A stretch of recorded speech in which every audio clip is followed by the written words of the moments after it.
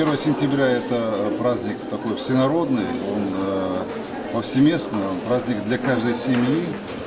И школы сегодня республики, они подготовлены, все повсеместно была подготовка к новому учебному году. И сельские наши школы, и районные, и в городах.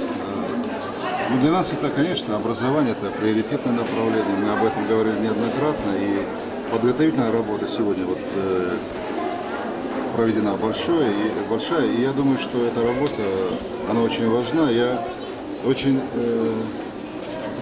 таким с удовлетворением, с огромной радостью увидел, что и дети первоклассники, и дети, которые учатся уже в выпускные классы, которые пришли сегодня, они пришли с такой доброй радостью, они сегодня пришли и действительно хотят, соскучились по школе. Это очень важно.